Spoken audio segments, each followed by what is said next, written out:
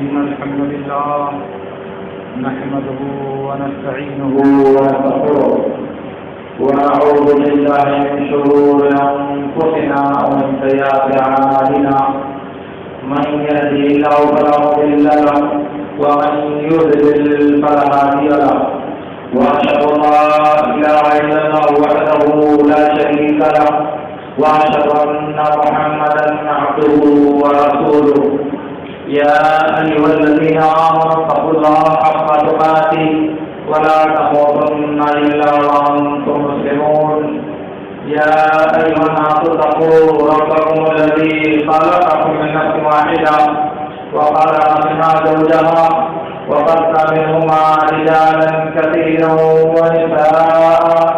واتقوا الله الذي تساءلون به والأرحام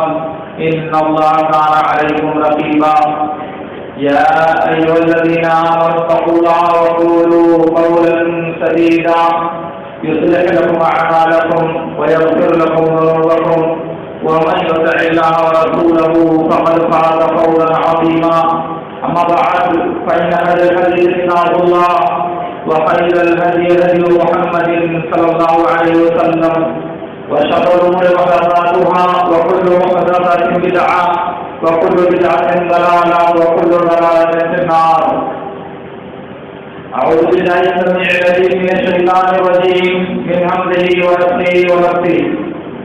بسم الله الرحمن الرحيم. قاف والقرآن المجيد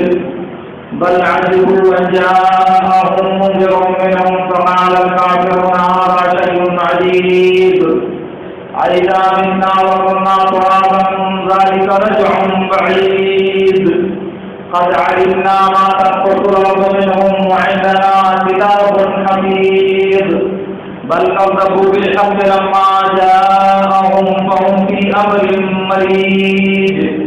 أفلم ينظروا إلى السماء فوقهم كيف بنيناها وزيناها وما لها من فروج والأرض مددناها وألقينا فيها رواسي وأنبتنا فيها من كل زوج بهيج تبصرة وذكرى لكل عبد منيب ونزلنا من السماء ماء مباركا فأنبتنا به جنات وحب الحصيد والنخل باسقات لها طلع نضيد رزقا للعباد وأحيينا به بلدة ميتا كذلك الخروج. معزز حاضرین، اللہ کے رسول صلی اللہ علیہ وسلم نے ارشاد فرمایا، جیسا کہ قرآن وغیرہ میں بسند صحیح ثابت ہے، من طلب حقه فلیطلب فی اقام واقم کان او غیر واقم. اگر کوئی آدمی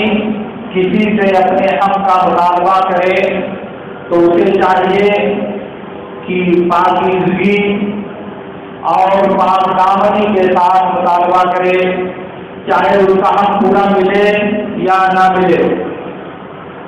اصل میں بات میں یہ کرنا چاہ رہا تھا کہ اسلامی شریعت نے قرض کے تعلق سے جو ہدایات اور جو رہنمائیاں ہم کو دی ہیں، اس کا ایک جز یہ ہے کہ قرض خواہ کو چاہیے کہ مقروض سے جب اپنے حق کا اپنے قرض کا مطالبہ کرے تو بد زبانی، بد اخلاقی اور پرسروئی کا مظاہرہ نہ کرے، بلکہ اچھائی کے ساتھ، پاک دامنی کے ساتھ اس سے اپنے حق کا مطالبہ کرے. جیسا کہ نبی صلی اللہ علیہ وسلم نے کہا کہ جب کوئی آدمی کسی سے اپنے حق کا مطالبہ کرے تو پاک دامنی کے ساتھ، زبان کی اچھائی کے ساتھ، بد زبانی سے بچتے ہوئے اپنے حق کا مطالبہ کرے، چاہے حق اس کو پورا ملے یا پورا نہ ملے. دونوں صورتوں میں اس کو اپنی زبان خراب کرنے کی تعلیم اللہ کے نبی صلی اللہ علیہ وسلم نے نہیں دیا ہے. اسی طرح سے دوسری ہدایت یہ ہے کہ اگر مقروض پریشان حال ہے، تنگ دست ہے اور وہ بر وقت ادائیگی کی طاقت نہیں رکھتا تو اس کے ساتھ نرمی کی جائے، اسے مزید مہلت دیا جائے۔ حدیث میں آتا ہے اللہ کے رسول صلی اللہ علیہ وسلم نے ارشاد فرمایا، اللہ کے نبی صلی اللہ علیہ وسلم نے صرف اس بات کی تاکید کیا ہے کہ انسان اپنے حق کا جب مطالبہ کرے تو نرمی کے ساتھ اور آسانی کے ساتھ۔ افضل المؤمنین رجل سمح البیع سمح الشراء سمح القضاء وسمح الاقتضاء۔ مومنوں میں سب سے افضل وہ آدمی ہے جو بیچنے میں نرمی اور آسانی اختیار کرے، خریدنے میں نرمی اور آسانی اختیار کرے، اور اپنا حق مانگنے میں نرمی اور آسانی اختیار کرے، اور دوسروں کا حق دینے میں نرمی اور آسانی اختیار کرے، وہ سب سے افضل مومن ہے۔ ایک دوسری حدیث میں اللہ کے نبی صلی اللہ علیہ وسلم نے ارشاد فرمایا، لقد غفر الله للرجل كان قبلكم كان سمحا اذا باع واذا اشترى واذا اقتضى۔ اللہ رب العالمین نے گزشتہ امتوں میں سے ایک آدمی کو بخش دیا، گزشتہ امتوں میں سے ایک آدمی کو اللہ رب العالمین نے مغفرت کر دی، اس لیے کہ وہ جب خریدتا تھا تو نرم روی اپناتا تھا، جب بیچتا تھا تو نرم روی اپناتا تھا، اور جب تقاضا کرتا تھا تب بھی وہ نرمی کے ساتھ تقاضا کرتا تھا۔ ایک دوسری حدیث میں نبی صلی اللہ علیہ وسلم نے ارشاد فرمایا، رحم اللہ رجلا سمحا فی البیع والشراء والاقتضاء۔ اللہ رب العالمین اس آدمی پر رحم فرمائے جو خریدنے میں، بیچنے میں، ادھار کا تقاضا کرنے میں نرمی اور آسانی کا مظاہرہ کرے۔ اسی لیے ایک دوسری حدیث میں نبی صلی اللہ علیہ وسلم نے ارشاد فرمایا، لقد ادخل اللہ رجلا الجنۃ لقد ادخل اللہ رجلا الجنۃ سهلا بائعا ومشتريا وقاضيا ومقتضيا۔ اللہ رب العالمین نے ایک آدمی کو جنت میں داخل کر دیا، اس لیے کہ جب وہ بیچتا تھا، جب وہ خریدتا تھا، جب وہ اپنے حق کا تقاضا کرتا تھا، اور جب وہ دوسروں کے حق کی ادائیگی کرتا تھا تو نرمی اختیار کرتا تھا، آسانی اختیار کرتا تھا۔ اسی لیے ایک دوسری حدیث میں نبی صلی اللہ علیہ وسلم نے ارشاد فرمایا، یصبح لک، تم معاملات میں نرمی اپناؤ، ایک دوسرے کے لیے معاملات میں آسانی پیدا کرو، اللہ تعالیٰ تمہارے لیے آسانی پیدا کرے گا۔ اللہ تعالیٰ تمہارے لیے اس بات کے بارے میں سہولت اور نرمی عطا فرمائے گا اگر آپ بندوں کے ساتھ ایسا کرتے ہو۔ اس کے بعد دوسری چیز یا تیسری چیز جو نبی صلی اللہ علیہ وسلم نے بیان فرمائی ہے کہ اگر مقروض آدمی قرض کی ادائیگی کی طاقت نہیں رکھتا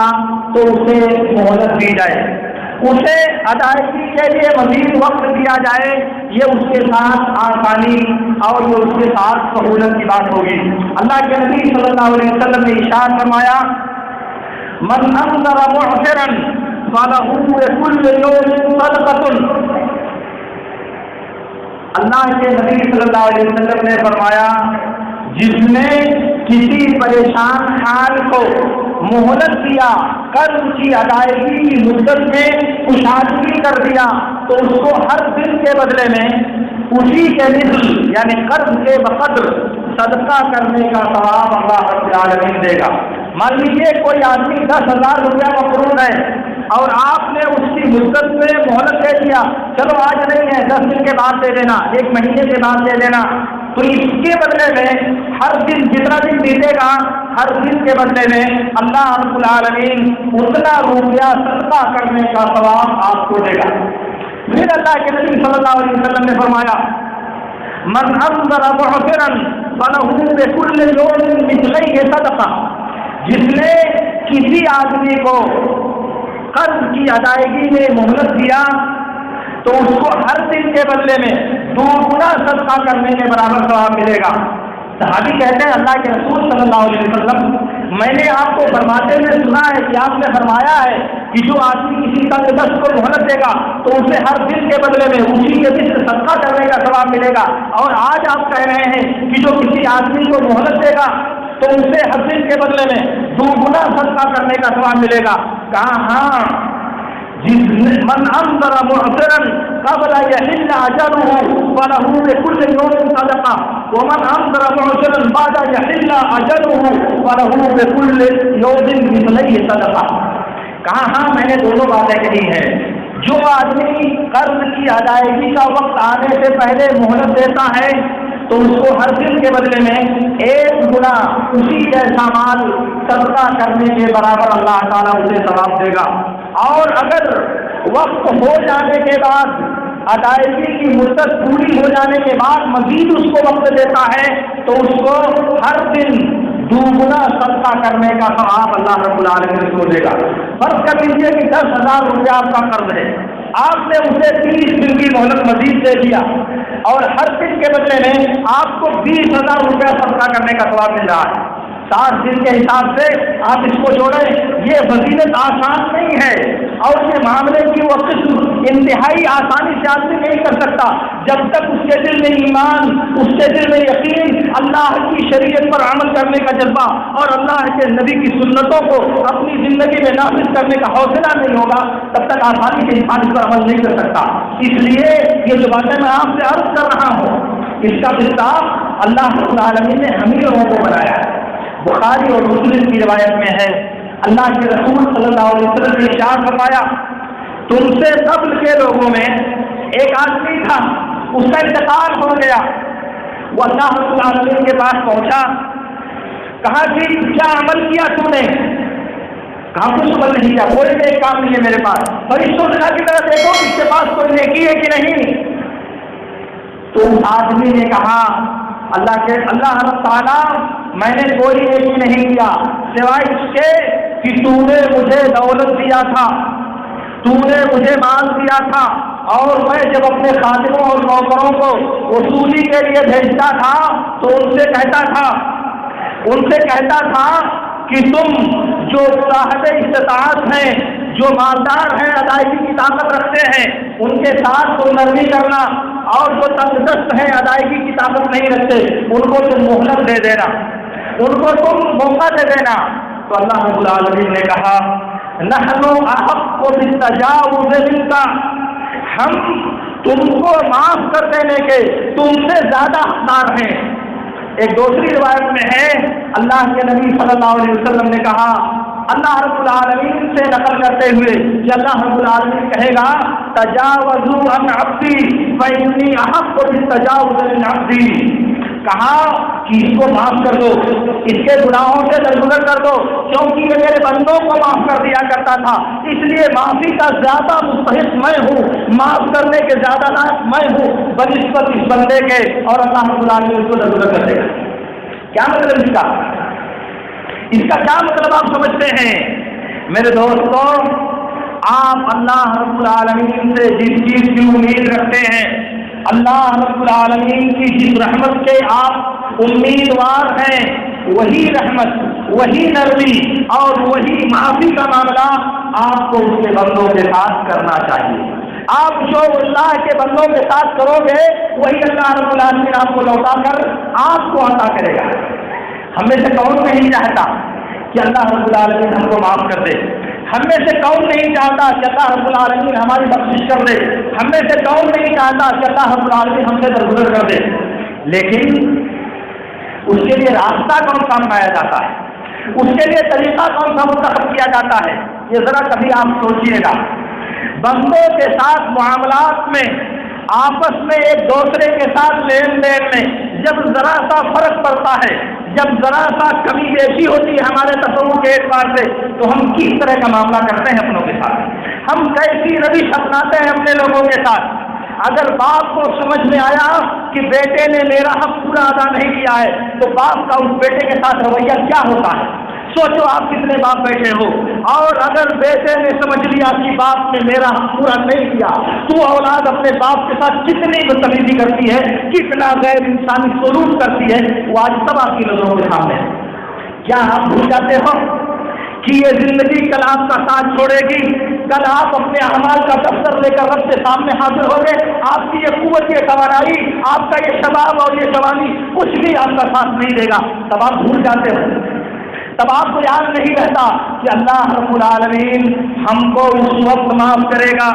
جب ہم اس کے بندوں کو معافی کے دائرے میں داخل کریں گے۔ اللہ رب العالمین ہم سے اس وقت درگزر کرے گا جب ہم اللہ کے بندوں کو درگزر کے راستے پر ڈال دیں گے۔ تب تو اللہ تعالیٰ سے امید لگانی چاہیے،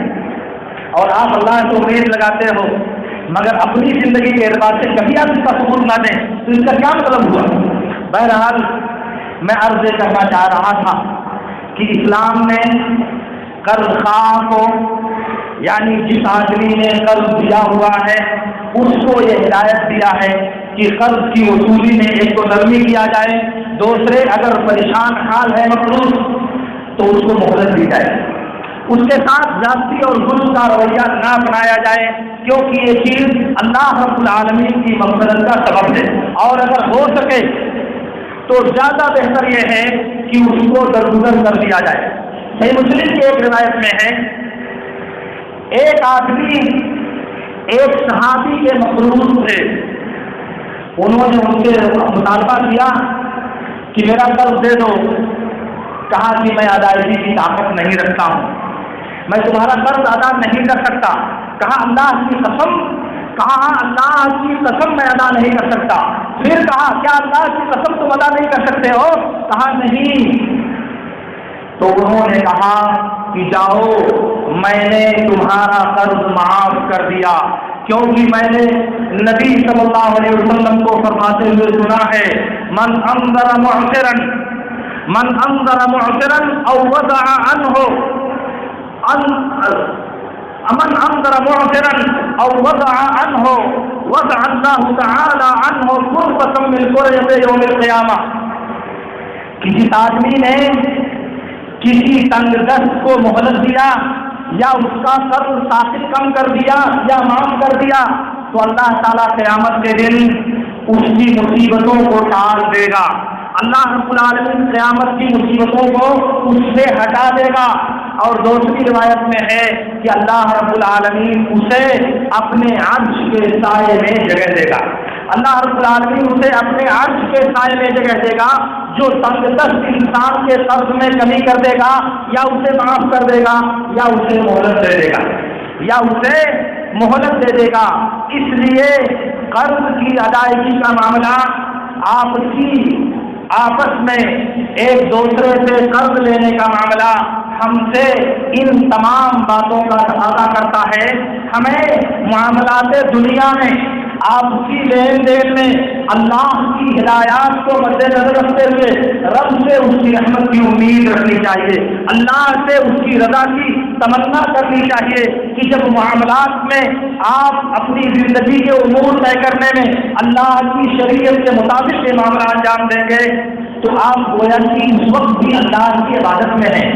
اس وقت بھی آپ اللہ کی بندگی میں ہیں۔ اللہ کی بندگی صرف یہ نہیں ہے میرے دوستوں کہ روزہ رکھ لیا، نماز پڑھ لیا، حج کر لیا، بلکہ پوری زندگی انسان اللہ کی بندگی اور عبادت میں اس وقت اپنے آپ کو داخل کر سکتا ہے جب وہ یہ تصور لے کر کے زندگی کے معاملات کو انجام دے کہ میں قرض اس کو اس لیے دے رہا ہوں کہ اللہ رب العالمین نے مجھے روک دیا ہے، قرض اس لیے دے رہا ہوں کہ مجھے آدھا مال صدقہ کرنے کا ثواب ملے گا، میں اسے مہلت اس لیے دے رہا ہوں تاکہ اللہ رب العالمین میدان قیامت میں مجھے مہلت دے دے، میں اس کا قرض معاف اس لیے کر رہا ہوں تاکہ اللہ رب العالمین قیامت کے دن مجھے معاف کر دے۔ یہ تصور اگر آپ دماغ میں رکھتے ہیں تو آپ کا یہ عمل عبادت ہوگا کہ نہیں ہوگا؟ رب کی رضا آپ کو ملے گی کہ نہیں ملے گی؟ آپ تو کچھ نہیں کر رہے ہو، آپ کوئی عمل نہیں کر رہے ہو، لیکن آپ کا دل، آپ کی نیت، آپ کا عزم، آپ کا حوصلہ رب کی تعلیمات پر عمل کر رہا ہے، آپ کا جذبہ شریعت پر عمل کرنے کا ہے، اس لیے آپ اللہ کی بندگی میں ہیں، آپ رب کی رضا حاصل کرنے کی راہ اپنا رہے ہو۔ اس لیے میرے دوستوں، معاملات دنیا میں آپ کو اللہ کی مرضی اور اللہ کی خوشنودی پیش نظر رکھنے کی وجہ سے آپ کو یہ بشارتیں ملیں گی۔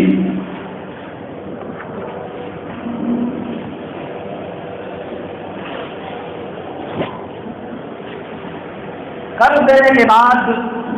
ایک بہت اہم چیز یہ ہے کہ قرض دینے کے بعد اگر انسان اس قرض کی وجہ سے نفع حاصل کرتا ہے، فائدہ حاصل کرتا ہے، تو یہ سود ہے اور حرام ہے۔ کوئی بھی انسان کسی انسان کو قرض دیتا ہے، قرض دینے کے بعد وہ اس سے فائدہ حاصل کرنا چاہتا ہے، نفع حاصل کرنا چاہتا ہے، تو یہ اس کے لیے جائز نہیں ہے۔ کیوں؟ اس لیے کہ ایک فقہی قاعدہ یہ ہے، کل قرض جر منفعۃ فهو ربا۔ اس کے شواہد بہت ہیں کتاب و سنت میں، لیکن سردست میں آپ سے عرض کرنا چاہتا ہوں کہ ہر وہ قرض اور ہر وہ ادھار جس کی وجہ سے انسان کو فائدہ حاصل ہو، جس کی وجہ سے انسان کو نفع حاصل ہو، وہ سود ہے اور وہ جائز نہیں ہے۔ مثال کے طور پر آپ نے کسی کو 10,000 روپے قرض دیے، شرط یہ ہے کہ 1 مہینہ بعد تم 10,100 روپے واپس کرو گے۔ یہ 100 روپے جو آپ کو مل رہے ہیں وہ 1 مہینہ کی جو مدت ہے اسی وقت کے بدلے میں ہے، اور ظاہر ہے کہ یہ سود ہے، آپ کے لیے جائز نہیں ہے۔ آپ نے ایک سامان بیچا، ایک سامان جس کی قیمت مارکیٹ میں 10,000 روپے ہے، اگر وہ نقد لے گا تو آپ اسے 10,000 روپے میں دو گے، لیکن اگر وہ ادھار لیتا ہے تو آپ اس سے 10,500 روپے لو گے، کیونکہ وہ 4 مہینے کے بعد یا 6 مہینے کے بعد آپ کو پیسہ ادا کرے گا۔ یہ 10,000 کا سامان بیچتے ہوئے یہ جو 500 1,000 روپے آپ زائد لے رہے ہو، وہ کس کے بدلے میں ہے؟ کون سی قیمت کا سامان ہے اس قیمت کے بدلے میں؟ ظاہر ہے کہ جو مال آپ نے دیا اس کی قیمت تو 10,000 ہے، کیونکہ اگر وہ 10,000 آپ کو جلد کر دیتا تو آپ 10,000 روپے دے دیتے، لیکن چونکہ وہ ادھار لے جا رہا ہے، گویا کہ وہ ایک مجبور انسان ہے جو بر وقت سامان کی قیمت ادا کرنے سے عاجز ہے، تو آپ اس کی مجبوری کا فائدہ اٹھا کر اس سے آگے آنے والے 6 مہینے میں 10,500 روپیہ وصول کرنا چاہیے۔ یہ 500 کس کا ہے؟ یہ اسی قرض کا بدل ہے، یہ اسی قرض کی وجہ سے آپ نفع کمانا چاہ رہے ہو، اور ہر قرض جس کی وجہ سے انسان نفع کمائے وہ سود ہے۔ اسی لیے معاملات کے اندر جو ادھار لین دین کیا جاتا ہے، اس ادھار لین دین کے نتیجے میں اگر ادائیگی کے وقت کچھ مال زیادہ ادا کرنے کی شرط ہے تو وہ سود ہے۔ کسی بھی طرح سے کوئی بھی نام دے لو، آپ اس کو نام دینے سے صورت مسئلہ پر کوئی فرق نہیں پڑے گا، لیکن پیسہ ادھار اور قرض دینے کے بدلے میں اگر اس سے نفع حاصل کیا جا رہا ہے، 100 دے کر کے 101 روپیہ حاصل کیا جا رہا ہے، تو یہ ایک اضافہ جو 1 روپیہ ہو رہا ہے، اس کو سود کہا جاتا ہے اور یہ حرام ہے۔ اب فرض کر لیں آپ نے 10 لاکھ روپیہ رکھا، بینک میں لے جا کے جمع کر دیا، بینک ہر مہینے آپ کو 50,000 روپیہ دیتا ہے، آپ گھر بیٹھو کھاؤ اس کو، وہ 50,000 روپیہ بینک آپ کو کیوں دے رہا ہے؟ اس لیے کہ 10,000 اس کے پاس 10 لاکھ روپیہ آپ نے اس کو قرض دیا ہوا، اسی پیسے کے بدلے میں آپ کو 50,000 روپے مہینے دیتا ہے۔ سارے لوگ جانتے ہیں کہ یہ سود ہے، یہ سود ہے، اس کا کھانا حرام ہے۔ یہی سیم کیفیت آپ نے جب مال دیا اس کو 10 لاکھ کا، اور اگلے مہینے جب آپ اس سے وصول کرو گے تو 10.5 لاکھ روپے وصول کرو گے، 2 مہینہ 4 مہینہ 6 مہینے کے بعد۔ یہ جو زیادہ آ رہا ہے 10 لاکھ سے، وہ کیا ہے؟ بینک سے تو سود ہے، آپ سامان کے بدلے میں وصول کرو تو سود نہیں ہے۔ ظاہر ہے کہ دونوں میں کوئی فرق نہیں ہے۔ ایک اور صنعت چلتا ہے، ذرا سن لیجیے کان کھول کر کے، بمبئی وغیرہ میں اور ساؤتھ کے بہت سے علاقوں میں ایک چیز جس کو ہیوی ڈپازٹ کہا جاتا ہے۔ ہیوی ڈپازٹ کا مطلب یہ ہوتا ہے کہ کوئی کمرہ، کوئی رہائش گاہ، گھر آپ کو کرائے پر لینا ہے، تو کرائے پر لیتے وقت بہت زیادہ پیسہ جمع کیا جاتا ہے۔ مان لیجیے اگر وہ مکان 10 لاکھ روپے کا ہے تو 7 لاکھ 8 لاکھ روپیہ مالک مکان کو جمع کر دیا جاتا ہے۔ اس کا فائدہ یہ ہوتا ہے کہ جب تک آپ مکان میں رہیں گے مکان کا مالک آپ سے کرایہ وصول نہیں کرے گا، اور اب جب ہنگامہ ہوا کہ یہ تو حرام ہے تو اب کیا کرتے ہیں کہ اس مکان کے بدلے میں 2,000 روپیہ کرایہ دیا جائے گا اور باقی سب چھوٹ ہوگی۔ آپ مجھے بتائیں کہ وہ جو مکان آپ کو ملا ہوا ہے رہنے کے لیے، اس مکان کا اگر کرایہ دے کر کے آپ حاصل کرتے تو آپ کو مہینے میں 20,000 روپے کرایہ دینا پڑتا ہے۔ مگر چونکہ 10 لاکھ روپیہ 8 لاکھ روپیہ آپ نے زر ضمانت جمع کیا ہوا ہے، اس لیے یہ جو کرایہ ہے آپ سے نہیں لیا جائے گا۔ تو جو ہر مہینے 30,000 روپیہ کرایے کی شکل میں آپ کو مل رہا ہے، یہ کیا ہے؟ کیوں مل رہا ہے آپ کو 30,000 روپیہ؟ اسی 10 اور 7,000 روپے کا بدل ہے، اسی کا نام تو سود ہے۔ اب ہیلا کر کے کچھ لوگ کہتے ہیں کہ نہیں 2,000 روپیہ کرایہ دیا جائے گا، کرایہ تو لے رہے ہیں لیکن کرایہ آپ لے رہے ہو ضرور، لیکن 20,000 روپے میں 2,000 نکالنے کے بعد 18,000 روپے بچتا ہے۔ اگر 10,000 کرایہ تو 8,000 روپے بچتا ہے، گویا کہ آپ ہر مہینے 8,000 یا 18,000 روپے سود کا کھا رہے ہو، کیونکہ کرایہ تو 10 یا 20,000 روپے ہے، تو کرایہ تو پورا ادا کرنا چاہیے، لیکن آپ پورا نہ ادا کر کے اسی 8 لاکھ یا 10 لاکھ روپیہ جو آپ نے ہیوی ڈپوزٹ کے نام سے جمع کیا ہوا ہے، اس کے بدلے میں آپ یہ سارا سود کھا رہے ہیں، اور نام ہے کس کا؟ کوئی نہیں کہتا کہ یہ سود ہے۔ میرے دوستوں آپ سوچو اس بات کو، آپ نے یہی 10 لاکھ روپیہ بینک میں جمع کر دیا، بینک ہر مہینے آپ کو 10,000 روپیہ دیتا ہے، آپ کہتے ہو کہ سود ہے، حرام ہے۔ وہی بات اس مالک مکان کو آپ نے جمع کر دیا، وہ ہر مہینے آپ کو 10,000 روپے کی چھوٹ دے رہا ہے کرائے کے مکان میں، کیوں ہے؟ آپ کی شکل سے اس کو بہت پیار ہے کیا؟ آپ بہت خوبصورت ہو اس کی نظر میں کیا؟ وہ آپ سے بہت محبت کرتا ہے کیا؟ نہیں، ایسا کچھ بھی نہیں ہے، وہ اس روپے کا کمال ہے، اس ہیوی ڈپوزٹ کی کار فرمائی ہے کہ آپ کو یہ مثبت فائدہ حاصل ہو رہا ہے، اور ظاہر ہے کہ یہ سود ہے، اس لیے وہ آپ کے لیے جائز نہیں ہے۔ تو میں عرض یہ کر رہا تھا کہ ہر قرض جو کوئی آدمی کسی دوسرے کو دیتا ہے، اس قرض کے بدلے میں اگر قرض دینے والا نفع حاصل کرتا ہے تو یہ سود ہے اور حرام ہے، جائز نہیں ہے۔ البتہ ایک صورت یہ ہے کہ آپ نے کسی کو قرض دیا، قرض لینے والے نے اپنی ضرورت پوری کیا، ادائیگی کے وقت وہ آپ کو آپ کی رقم سے زیادہ دینا چاہتا ہے، وہ نہیں کہ معاملے میں شرط تھی آج طے تھا کہ اتنا لوگے تو اتنا دینا پڑے گا، ایسا کچھ نہیں ہے، اگر یہ ہے تو سود ہے، وہ حرام ہے۔ لیکن ایسے ہی کسی کو آپ نے 10,000 روپے دے دیا، اس کی ضرورت پوری ہو گئی، اب جب وہ واپس کرنا چاہ رہا ہے تو وہ چاہ رہا ہے کہ آپ کو 11,000 روپے دے دے، آپ نے مطالبہ نہیں کیا، آپ نے مانگا نہیں، آپ نے شرط نہیں رکھا، آپ کے عقد میں یہ بات طے نہیں تھی، تو ایسی صورت میں اس کا 11,000 روپے دینا اور آپ کا لینا جائز ہے، کیونکہ یہ معاملے کے وقت یہ چیز شرط نہیں تھی۔ دلیل اس کی حدیث ہے جو بخاری اور مسلم میں اور بہت سی حدیثوں میں متعدد واقعات میں نبی صلی اللہ علیہ وسلم سے ثابت ہے۔ ایک مرتبہ ایک آدمی نبی صلی اللہ علیہ وسلم کے پاس اپنے قرض کا مطالبہ کرنے آیا، تو آپ نے صحابہ سے کہا کہ اس کا قرض دے دو۔ آپ نے اس سے 2 دانت والا اونٹ ادھار لیا تھا، صحابہ نے تلاش کیا تو 2 اونٹ والا کوئی جانور نہیں ملا، صحابہ نے کہا کہ جو بھی اونٹ ہمارے پاس ہے سب اس سے عمدہ اور اس سے بہتر ہے، 4 دانت والے اونٹ ہمارے پاس ہیں، تو کہا اسی کو دے دو۔ فَإِنَّ خَيْرَكُمْ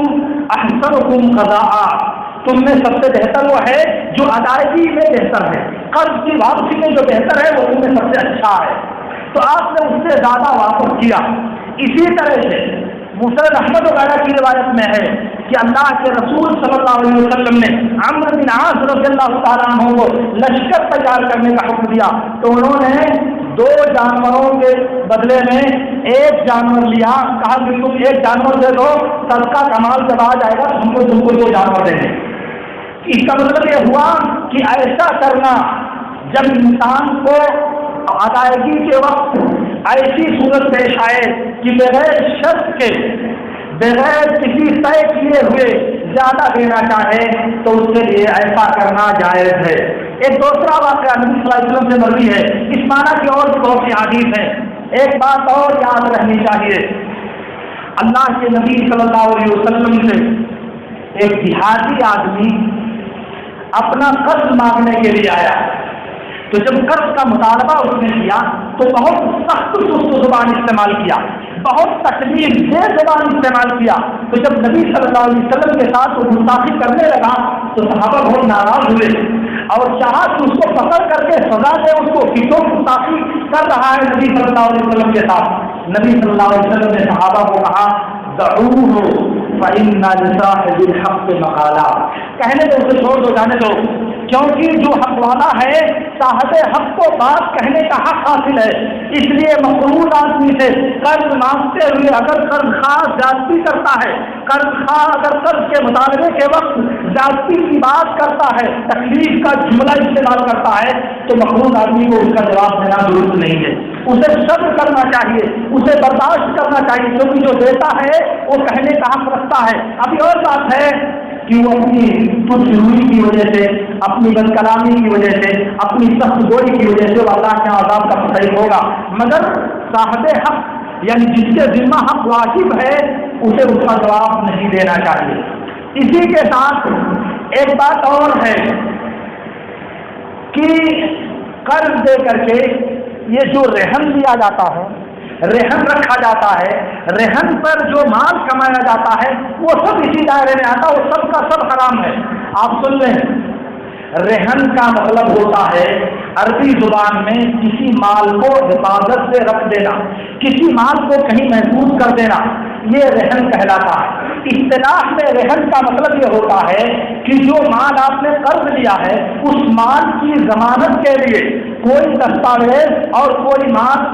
ضمانت رکھ دی جائے کہ اگر مقروض آدمی قرض ادا کرنے سے عاجز ہو جائے یا اس کے دل میں بےایمانی پیدا ہو جائے اور بھاگ جائے یا قرض کا انکار کر دے، قرض نہ ادا کرے، تو وہ جو رہن رکھا ہوا مال ہے اسی کو بیچ کر قرض خواہ کا قرض ادا کیا جائے گا۔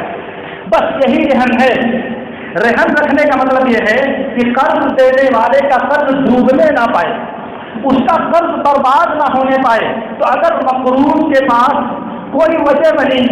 ادائیگی کی طاقت نہیں رہے گی یا بدنیتی پیدا ہوگی، وہ دینا نہیں چاہتا، تو ایسی صورت میں وہ مال بطور ضمانت رکھا جاتا ہے، جسے اسلام کی اصطلاح میں رہن یا گروی کہا جاتا ہے۔ وہ اسی لیے اور وہ مال جو گروی رکھا گیا ہے اس کا مالک وہ مقروض ہے جس کا وہ مال ہے، قرض خواہ اس کا مالک نہیں ہے، جس نے قرض دیا ہے وہ اس مال کا مالک نہیں ہے، اور جو جس مال کا مالک نہ ہو اس کے لیے اس مال سے نفع حاصل کرنا حرام ہے۔ اللہ کے نبی صلی اللہ علیہ وسلم نے فرمایا لا ضمان الا بالخراج، لا ضمان الا بالخراج یا الضمان بالخراج، حدیث کا لفظ ہے الضمان بالخراج، ذمہ داری جو لے گا، جو جرمانہ دے گا اسی کو نفع کمانے کا حق حاصل ہے۔ تو اب گروی رکھا ہوا مال اگر ضائع ہو جائے تو قرض خواہ سے اس کا مطالبہ نہیں کیا جائے گا، کیوں؟ اس لیے کہ اس کا مالک نہیں ہے، مالک اس کا مقروض ہے۔ تو جب وہ مقروض کا مال ہے تو قرض دینے والا اگر اس سے فائدہ اٹھاتا ہے تو یہ حرام ہے کہ نہیں حرام ہے؟ اب اس کی جو بدترین صورت ہمارے یہاں رائج ہے، 50,000 روپیہ کسی کو قرض دیا، قرض کی ضمانت کے طور پر مقروض نے 1 بیگھہ کھیت دے دیا۔ اب قرض دینے والا اس 1 بیگھہ میں کھیتی کرتا ہے، ہر فصل میں فرض کیجیے اس کو 2,000 روپے کا نفع ہوتا ہے، سال میں 2 فصل اگر وہ کرتا ہے تو 4,000 روپیہ نفع کماتا ہے۔ یہ 4,000 روپیہ جو کھیتی کے ذریعے اس کو نفع ہو رہا ہے کہاں سے پا رہا ہے؟ اسی 50,000 کا کرم ہے، وہ اسی 50,000 قرض کی کار فرمائی ہے، تو سالانہ 4,000 روپے سود کھا رہا ہے۔ اور اگر وہ 10 سال تک ادا نہیں کر سکا 50,000 روپے تو 10 سال تک یہ کھائے گا۔ اگر سال میں صرف 4,000 روپیہ طے کر لیا جائے تو یہ 40,000 روپیہ ہوا کہ نہیں ہوا؟ پیسہ آپ کا 50,000 پڑا ہوا، اس میں کچھ بھی کمی نہیں ہے، اور نفع آپ نے 40,000 حاصل کر لیا، اور جب تک اس کے پاس طاقت نہیں ہے 10-20 سال تک آپ ایسے کھاتے رہو گے، گویا کہ آپ اگر زندگی بھر وہ نہیں دیتا تو زندگی بھر حرام کھا رہے ہو، زندگی بھر آپ ناجائز کھا رہے ہو اور آپ کو اس کا احساس تک نہیں ہوتا۔ اس لیے قرض کے بدلے میں نفع حاصل کرنے کا جو شیطانی تصور دماغ میں ہے اس کو دماغ سے پھٹکیے۔ قرض دینے کا مطلب جو یہ دماغ میں بیٹھا ہوا ہے کہ اتنا روپیہ ہمارا پھنسا ہوا ہے، اگر اس کے بدلے میں اتنا نفع حاصل کرے تو کیا حرج ہے؟ سن لیجیے آپ، ہمارے یہاں شیطان نما انسانوں کا کہنا یہ ہے کہ یہ 1,00,000 روپیہ جو میں نے فلاں صاحب کو دے دیا، اگر یہ میرے پاس رہتا تو میں اس سے سال 2 سال میں پیسہ کماتا، وہ 1 لاکھ کے بجائے 1.25 لاکھ 1.5 لاکھ بنتا میری کمائی سے، اب وہ پیسہ میرا منجمد ہو گیا، مال میرا بند ہو گیا، میں اسے نفع نہیں حاصل کر پا رہا ہوں۔ تو اگر واپسی کو تو زیادہ اس سے لوں تو کیا ہے، میں کماتا 50,000 اس سے تو 10,000 روپئے لے رہا ہوں میں۔ یہ ایک شیطانی حربہ ہے، یہ ایک شیطانی وسوسہ ہے، کیونکہ قرض کا جو معاملہ اللہ تعالیٰ نے مشروع قرار دیا ہے وہ صرف اور صرف تبرع یعنی اللہ رب العالمین کی رضا جوئی کے لیے ہے۔ قرض اگر دنیا حاصل کرنے کے لیے آپ نے کیا ہے تو اس روئے زمین پر آپ سے برا کوئی نہیں ہے۔ کیوں؟ اس لیے کہ اس حربے کے ذریعہ آپ نے سود کو حلال کرنے کا طریقہ اپنایا ہے، سود کو جائز بنانے کا حربہ آپ نے اختیار کیا ہے، اور ظاہر ہے کہ آپ کہتے ہو کہ سود حرام ہے، تو سود حرام ہے، بالکل اللہ نے اعلان جنگ کیا سود خور سے، لیکن یہ جو کھیتی کر کے آپ نفع کما رہے ہو بدلے کی شکل میں، وہ کیا ہے، وہ کہاں سے آپ کو ملا؟ وہ مال جو آپ کو کھیت سے حاصل ہو رہا ہے وہ اسی قرض کا بدل ہے جو آپ نے اس مقروض یا اس غریب انسان کو 50,000 60,000 1 لاکھ روپے کی شکل میں دیا ہوا ہے، اور اس سے جو نفع حاصل کیا جائے میں نے کہا وہ سود ہے۔ اس لیے یہ معاملہ حرام ہے، یہ لینا بھی حرام ہے، یہ دینا بھی حرام ہے، کسی بھی طرح سے اس میں نفع حاصل کرنا انسان کے لیے جائز نہیں ہے۔ قرض کی اس کے علاوہ اور بھی بہت سی صورتیں بنتی ہیں، لیکن سربس یہ چند باتیں میں آپ کو اس لیے بتانا چاہتا ہوں کہ اسلامی شریعت، میں اس سے پہلے 20 مرتبہ عرض کر چکا ہوں کہ دوران خطبہ اگر کوئی آدمی گفتگو کرتا ہے تو اس کا جمعہ باطل ہو جاتا، اس کی نماز نہیں ہوتی۔ یہ لوگ چھوٹے چھوٹے بچوں کو لا کر کے آگے یہاں بیٹھ کے کھلاتے ہیں اور امام خطبہ دیتا ہے، ان کا جمعہ نہیں ہوتا، یہ سب فراغ تماشا کرنے والی بات ہے، اور بس جمعہ ان کا نہیں ہوتا جو یہاں بیٹھ کر کے کھلواڑ کرتے ہیں، جو بچوں کے ساتھ بولتے ہیں، اپنے چھوٹے بچوں کو سجانے سنوارنے اور بیٹھانے میں مشغول رہتے ہیں، بجائے اس کے کہ خطیب دھیان کے ساتھ خطبہ دے، وہ آپ کی حرکتوں کو دیکھ کر کے پریشان ہو جاتا ہے۔ کوئی ایک ادھر بلا رہا ہے، کوئی ادھر بلا رہا ہے، کوئی ادھر بیٹھا رہا ہے، کوئی ادھر بیٹھا رہا ہے، ان میں سے کسی کا جمعہ نہیں ہوگا، یہ میں نہیں کہتا، یہ میرے نبی صلی اللہ علیہ وسلم کا فرمان ہے، اس لیے آپ جو چاہو کرو، مگر یاد رہے کہ آپ کا جمعہ نہیں ہوگا۔ بہت دنوں سے یہ بات میں کہہ رہا ہوں، چیخ رہا ہوں، چلا رہا ہوں کہ مسجد میں آ کر دوران خطبہ مقتدی کا بولنا ہر صورت میں حرام ہے، کسی بھی صورت میں جائز نہیں ہے، چاہے 2 مقتدی آپس میں بولے، چاہے ایک چھوٹا اور بڑا مقتدی بولے، چاہے باپ اپنے بیٹے سے بولے، چاہے دادا اپنے پوتے سے بولے، چاہے چچا اپنے بھتیجے سے بولے، کوئی کسی سے بھی بات کرے اس کا جمعہ نہیں ہوتا، یہ حرام ہے دوران خطبہ گفتگو کرنا۔ لیکن پھر بھی آپ کی سمجھ میں نہیں آتا کہ آپ جمعہ پڑھنے آتے ہو یا تماشا کرنے آتے ہو مسجد میں۔ در اللہ رب العالمین کی دعا ہے کہ اللہ رب العالمین ہمیں ان باتوں کو سمجھنے اور ان پر عمل کرنے کی توفیق عطا فرمائے۔ وآخر دعوانا الحمد للہ رب العالمین۔ اقول ما تسمعون